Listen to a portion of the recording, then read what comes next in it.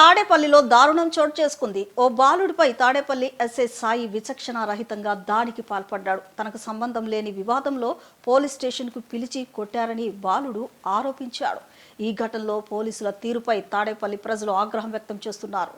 తాడేపల్లి పోలీసుల కర్కసత్వం మరోసారి బయటపడింది. తాడేపల్లి ప్రకాశ్ నగర్కు చెందిన ఓ వివాదంలో పోలీసులు మైనర్ బాలుడిని స్టేషన్కు పిలిపించి ఇష్టానుసారంగా కొట్టినట్లు బాధిత బాలుడితో పాటు స్థానికులు ఆరోపిస్తున్నారు. తల్లిదండ్రులు లేని ఆ బాలుడు తమ్ముడిని చదివించుకుంటూ కుటుంబ పోషణ కోసం పనులకు వెళుతుంటాడు. ప్రకాశ్ నగర్లో జరిగిన ఘటనలో బాలుడి బాబాయ్ గాయపడడంతో ఆసుపత్రికి పంపేందుకు వచ్చిన బాలుడిని పోలీసులు స్టేషన్కి పిలిపించి సంతకాలు పెట్టాలని ఎస్ఐ సాయి చేసుకున్నట్లు ఆ బాలుడు ఆరోపించాడు. పసివాడన్న కనికరం కూడా చూపకుండా పోలీసులు బాలుడిని విచక్షణరహితంగా దాడి చేసి కొట్టడాన్ని తాడేపల్లి వాసులు తప్పుపడుతున్నారు. నా పేరు వేర్ల శివ. నేను మా నాయనమ్మ కాడంట, మా అమ్మ మా నాన్న చనిపోయారు. మా తమ్ముడు మా నాయనమ్మ పనిచేసే ఓపిక స్థానం లేదు. నేను పనికి వెళ్ళి పోషించుకుంటా, మా తమ్ముడు చదువుకుంటాడు.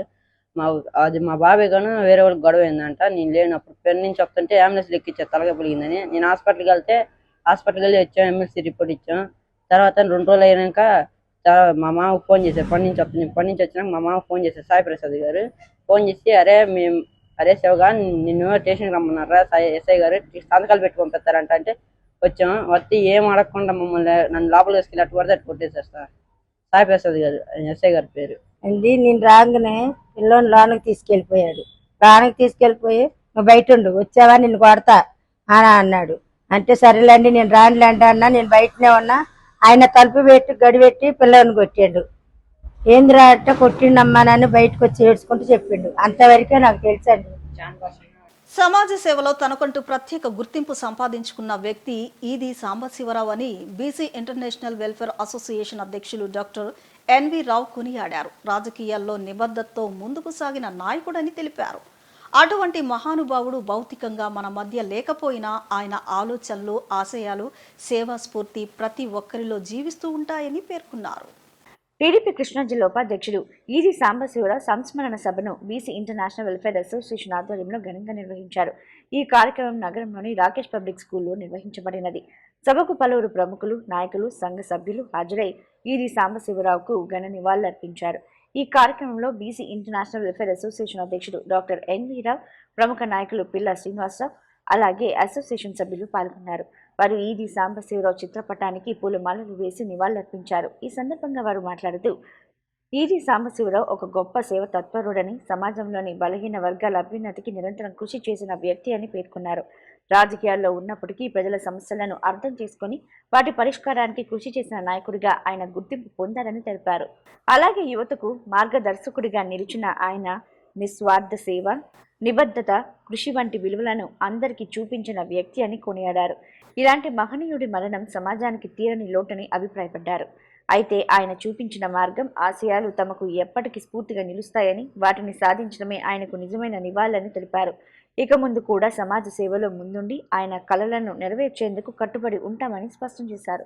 చాలా దురదృష్టకరమైనటువంటి రోజు. ఈ సాంబశివరావు 90 ఏళ్ళు బతకాల్సినటువంటి, కనీసం 90 ఏళ్ళు బతకాల్సినటువంటి వ్యక్తి అయినా సుదీర్ఘకాలం పాటు కృష్ణానదికి ప్రతిరోజు ఉదయాన్నే వెళ్ళి స్విమ్మింగ్ చేసేటువంటి వ్యక్తి. అలాగే యోగాలో, భిక్షమయ యోగాల్లో కూడా ఆయన యోగా చేశారు. మాతో పాటు SSYకి కూడా వచ్చారు. ఆయన సంపూర్ణంగా ఆరోగ్యం ఉండే వ్యక్తి. గత 4-5 సంవత్సరాల నుంచి కూడా అనారోగ్యం అనేక రకాలుగా ఇబ్బందులు పడి ఈరోజు కాలం చేయడం మనందరికీ కూడా చాలా దురదృష్టకరమైన విషయం. వారు ప్రతి మనిషి పుట్టినవారు ఏదో రోజు కాలం చేయక తప్పదు, కానీ బతికున్నంతకాలం మనం ఇతరులకు ఏ రకంగా ఉపయోగపడడానికి చాలా ఇంపార్టెంట్. అలాంటి విషయంలో సాంబశివరావు అందరికంటే ముందుండి ఉంటారని చెప్పేసి ఈ సందర్భం చెప్తున్నాను. ప్రతి సంవత్సరం లయన్స్ క్లబ్కి $1000 చొప్పున ఇచ్చి దాదాపు 4 సార్లు ఇచ్చి ఆయన PMJF అయ్యారన్నమాట. అంటే ఆ $1000 కూడా ప్రపంచంలో ఎక్కడైనా సరే కంటి ఆపరేషన్స్కి కానీ, లేకపోతే క్యాన్సర్ సంబంధించిన వాటికి కానీ వాడేటువంటి ఫండ్కి ఆయన ఇవ్వడం జరిగింది. సో అలాగే బీసీ ఇంటర్నేషనల్ కూడా కార్యవర్గ సభ్యులుగా వారు దాతృత్వాన్ని చాటుకున్నారు. అలాగే ఇలా మా కృష్ణా జిల్లా నగరాల సంఘంలో ఫౌండర్గా ఉండి అనేక సేవా కార్యక్రమాలు చేశారు. ఎప్పుడు కార్యక్రమాలున్నా సేవా కార్యక్రమం ముందుండేటువంటి వ్యక్తి. లయన్స్లో అనేకసార్లు ప్రెసిడెంట్ చేశారు, జడ్సీ చేశారు. ఆయన అనేక పదవులను చేసినప్పటికీ కూడా, అలాగే టీడీపీ పార్టీ వారు వారి యొక్క సేవలు మెచ్చుకొని శ్రీ దుర్గా మల్లేశ్వర స్వామి దేవస్థానానికి బోర్డు మెంబర్ కూడా నియమించడం జరిగింది. అలాంటి మంచి మనిషి మన మధ్య లేకపోవడం చాలా విచారకరం, చాలా దుర్దినం మనకిది. అలాగే ఇప్పుడు వారు అల్లుడు గారు ప్రముఖ చార్ట్ అకౌంటెంట్ వైవీరావు గారు వచ్చారు. అలాగే మా జనరల్ సెక్రటరీ నమ్మ అప్పారావు గారు, హైదరాబాద్ నుంచి గుంజా నరసింహరావు గారు, అలాగే నాగార్జున యూనివర్సిటీ ప్రొఫెసర్ మన తాతాజీ గారు, ఇక్కడ అలా పెద్దలందరూ కూడా రాజారావు గారు అంటే వారిద్దరూ రాజారావు గారికిను ఇది రాజారావు గారికిను ఈ సంవత్సరం అనుబంధం ఎలా ఉండేదంటే సొంత కమల పిల్లల్లా ఉండేవారు. వీళ్ళిద్దరు ఎక్కడ వెళ్ళినా సరే కలిసి వెళ్తుండేవారు కదా, దశాబ్దాల పాటు దాదాపు. వారిద్దరూ కూడా చాలా కాలం మాకు ఈదీ స్క్వేర్ అని పిలిచామన్నమాట. ఇద్దరు వస్తే మాకు ఈదీ బ్రదర్స్, ఈదీ స్క్వేర్ అని చెప్పేసి మేము పిలిచేవాళ్ళం. అలాగే బాయన మన పిల్లా శ్రీనివాస్ గారు గుడి కమిటీ ట్రెజరర్ గారు, అలాగే టీడీపీ నాయకులు, అలాగే మన నరసింహరావు గారు, అలాగే ఇస్రోలో పనిచేసినటువంటి మాధవరావు గారు, మన బాయన శేఖర్ బాబు గారు, వీరు కలిసి అందరూ కూడా సుదీర్ఘకాలం మన జిల్లా అధ్యక్షులు శ్రీనివాస్ గారు అందరూ కూడా వచ్చి ఈరోజు నివాళులు అర్పించడం. అలాగే ఎంత తొందరగా ఇలాంటి పరిస్థితి వస్తుందని మేము ఎక్స్పెక్ట్ చేయలేదు. ఆయన యొక్క ఆశయాలు ఏదైతే ఉన్నాయో, సేవాభావం ఏదో ఉందో ఆ సేవాభావం ముందుకు తీసుకెళ్తామని చెప్పేసి భవిష్యత్తులో కూడా బడుగు బలహీన వర్గాలకు ఏదైతే ఆయన సేవ చేసేవాడో దాన్ని మేమంతా ముందుకు తీసుకెళ్తామని, ఆ సందర్భంగా కుటుంబ సభ్యులు కూడా బడుగు బలహీన వర్గాల కోసం కృషి చేయాలని చెప్పి ఈ సందర్భంగా నేను కోరుకుంటూ మేము దాన్ని కట్టుబడి ఉంటామని తెలియజేస్తున్నాను. ఇలా దుర్దినం సాంబశివరావు గారి సంతాప సభ మేము ఇలా ఏర్పాటు చేసుకుని అనుకోలేదు మేము. ఎందుకంటే సాంబశివరావు గారు చాలా ఆరోగ్యవంతుడు.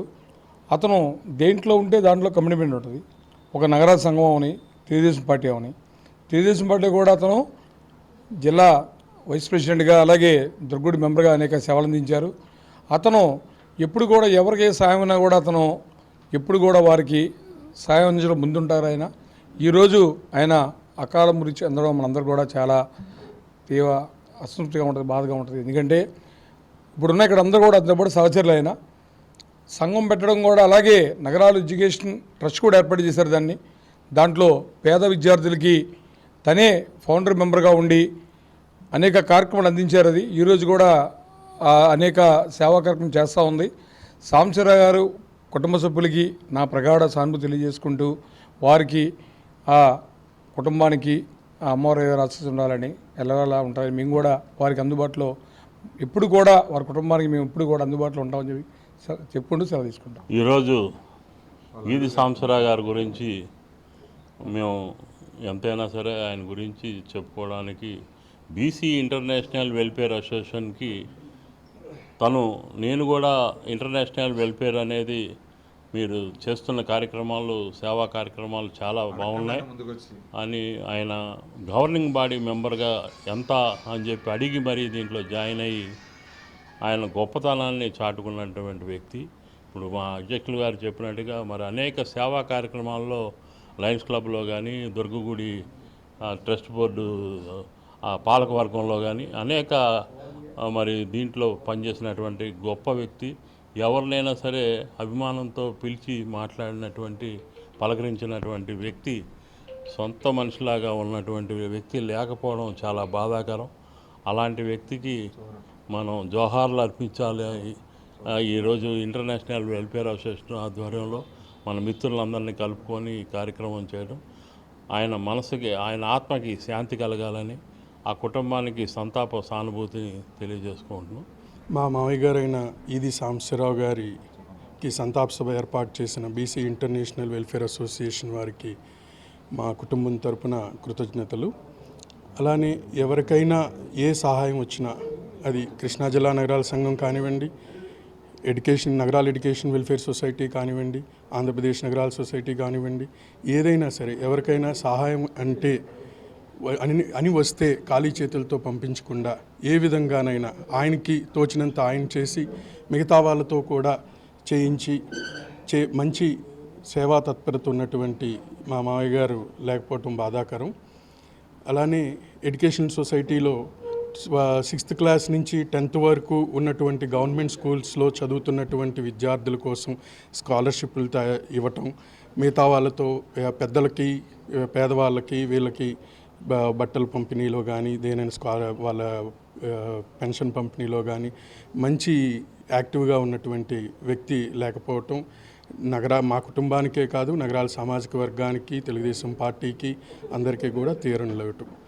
రాష్ట్రంలో వ్యవసాయం, ఆక్వా రంగాలు తీవ్ర సంక్షోభంలో కూరుకుపోయినా కూటమి ప్రభుత్వం నిర్లక్ష్యంగా వ్యవహరిస్తోందని వైఎస్ఆర్సీపీ నేత ఏపీఎస్డీఏ మాజీ వైస్ చైర్మన్ వడ్డీ రఘురాం మండిపడ్డారు. రైతుల పట్ల ప్రభుత్వానికి చిన్నచూపు, చులకన భావం స్పష్టంగా కనిపిస్తోందని విమర్శించారు. రాజధాని నిర్మాణానికి డీజిల్ అవసరమా, రైతులకు అవసరం లేదా అని తాడేపల్లిలోని పార్టీ కేంద్ర కార్యాలయంలో నిర్వహించిన మీడియా సమావేశంలో రఘురాం సూటిగా ప్రశ్నించారు. డీజిల్ కొరత కారణంగా మంత్రి నాదెండ్ల మనోహర్ ప్రకటించిన కేటాయింపుల పట్టికలో రైతులకు, వ్యవసాయ రంగానికి ప్రాధాన్యం లేకపోవడంపై ఆందోళన వ్యక్తం చేశారు.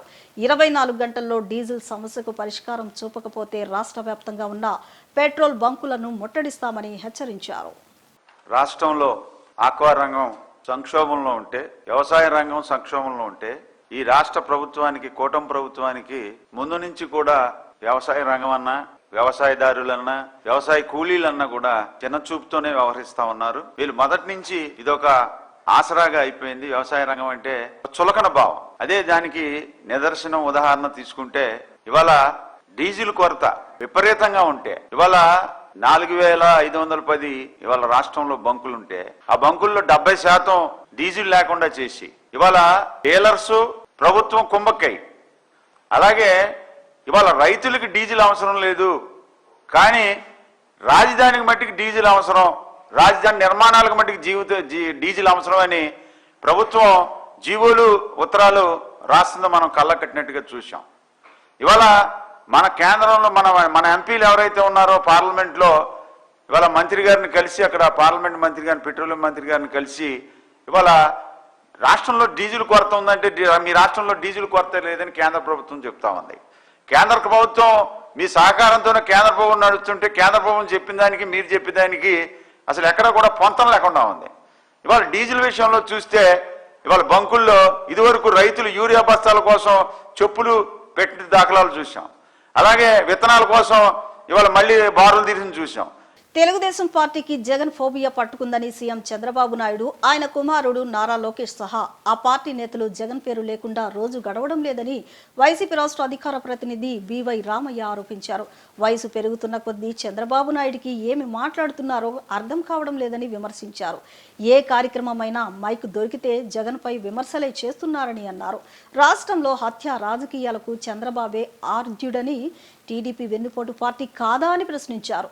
పరిశ్రమల వేదికపై కూడా రాజకీయ వ్యాఖ్యలతో రాష్ట్ర ప్రతిష్ట దెబ్బతీస్తున్నారని, క్రెడిట్ తీసుకునే తాపత్రయం పెరిగిందని బివై రామయ్య ఆరోపించారు.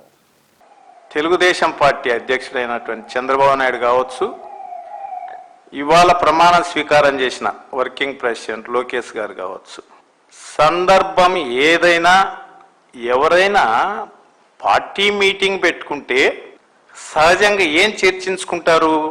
వాళ్ళ పార్టీ విషయాలు ఏం చేసినామని. కానీ రూలింగ్లో ఉన్నారు, గవర్నమెంట్ వాళ్ళది, మేము ఈ 2 సంవత్సరాల్లో ఈ వర్క్స్ అని చేశాము, ఈ 3 ఏళ్ళలో ఈ చేయబోతున్నాము అని చెప్పుకుంటారు పార్టీ తరఫు నుంచి. కానీ ఇక్కడ ఉన్నటువంటి దౌర్భాగ్య పరిస్థితి ఏంటంటే చంద్రబాబు నాయుడు వేదిక ఏదన్నా కానీ, సందర్భం ఏదన్నా కానీ పొద్దుస్తమానం జగన్మోహన్ రెడ్డి గారిని ఆడిపోసుకోవటం తప్ప, అంటే జగన్మోహన్ రెడ్డి గారి పేరు ఎత్తకుండా రోజు కూడా గడవనటువంటి పరిస్థితిలో ఇవాళ వాళ్ళు తండ్రి కొడుకులు ఉన్నారు. దావోస్ వెళ్ళని అక్కడ కూడా అక్కడేదో ఇండస్ట్రీస్ని రప్పించడానికని వెళ్ళిపోయి వేదిక ఏదైనా సరే అక్కడ కూడా జగన్మోహన్ రెడ్డి గారిని నిందించడమే. ఇక్కడ ఏ రోజున అసెంబ్లీ కావచ్చు, వాళ్ళ పార్టీ మీటింగ్ కావచ్చు, లేదంటే ఇంకొక ఇనాగరేషన్ కావచ్చు. మొన్నటికి మొన్న ఎక్కడో అనకాపల్లి దగ్గరికి వెళ్ళి ఒక సోలార్ దాంట్లో ఇనాగరేషన్లో జగన్మోహన్ రెడ్డి గారు పేరు, దస్తగిరి గారి మా హత్య రాజకీయాల గురించి మాట్లాడతారు. అంటే చంద్రబాబు నాయుడు గారికి వయసు పెరిగే కొద్దీ అదేదో చదివేస్తే ఉన్యమతి పోయిందని పెద్దలు సామెత అంటుంటారు. చదివేస్తే ఉన్యమతి పోయిందంట. చంద్రబాబు నాయుడు గారు కూడా వయసు పెరిగే కొద్దీ మతిమరుపు ఎక్కువైపోయింది. ఆయన ఎప్పుడు ఏం చేస్తున్నాడో తెలియని పరిస్థితి, ఎక్కడ ఏం మాట్లాడాలో తెలియని పరిస్థితి. సేమ్ అదే ఉనికి పుచ్చుకున్నాడు లోకేష్ గారు కూడా. వార్తలు ముగించే ముందు ముఖ్యాంశాలు మరొకసారి.